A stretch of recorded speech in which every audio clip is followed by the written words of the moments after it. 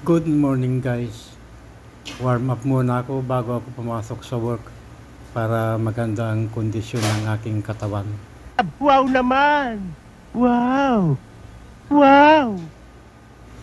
Maganda guys pag nakondisyon ang ating katawan para maganda ang ating performance sa trabaho. Kaya ako, lagi akong nag-exercise sa umaga bago pumasok sa work.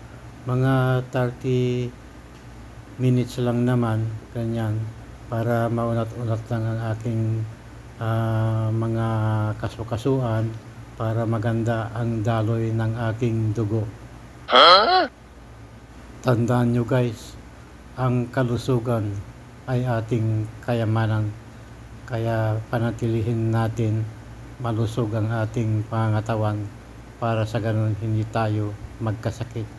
Alam nyo naman guys na mahal ang magkasakit ngayon. Sakit sa bulsa, sakit sa damdamin, at sakit sa emosyon. Ganon yun, kaya napakahirap ang magkasakit, magastos.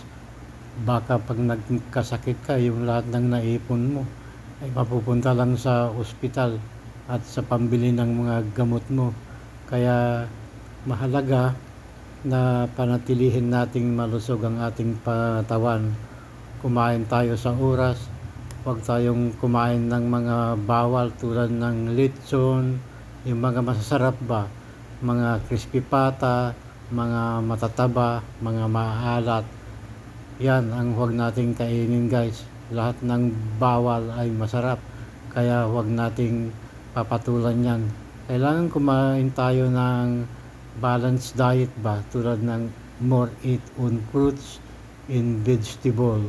Huwag sa maalat, huwag sa mantika, kasi mahirap na ang magkasakit, di ba? Huwag mong subukan. Masisira ang buhay mo. Maganda kaya guys ang magtrabaho at mabuhay ng wala kang sakit. Yung bang wala kang nararamdaman, para sa ganun ay makapag-concentrate ka sa iyong trabaho at ang trabaho mo ay maganda at maayos kung wala kang nararamdaman na sakit. Yun po ang importante doon. Kaya advice ko sa ating lahat guys na panatilihin nating physically fit tayo para sa ating trabaho. Mahirap kaya ang may sakit, dahil pag may sakit ka, hindi ka makapagtrabaho ng maayos, baka pauwing ka pa ng boss mo at hindi ka na makapagtrabaho. Pag wala kang trabaho, siyempre walang sahod, di ba? Pag walang sahod, di wala ka ring may padala. Kawawa yung mga pamilya mo kung walang matatanggap na pera, nagagastusin nila sa kanilang pang-araw-araw. Dahil nga sa wala kang trabaho, siyempre wala kang pera, wala kang may padala. Pero kung minsan hindi nila naunawaan yun, ang alam lang nila pag isa kang OFW, palagi kang may pera, ganun yun. My God. Ang isa pa guys, pag mayroon tayong pera, kailangan mag-ipon din tayo para sa sarili natin. Huwag nating ipadala lahat sa ating pamilya ang ating pinagpaguran. Dahil time will come na tatanda tayo at mahinto tayo sa ating trabaho, mayroon tayong ipon na gagamitin natin sa ating pagtanda. Hindi naman natin asahan na ang ating mga anak ay tutulungan tayo sa ating pagtanda, dahil mayroon na silang kanya-kanyang pamilya. Baka pag umuwi ka na for good at wala kang pera, hindi ka na nila mahal.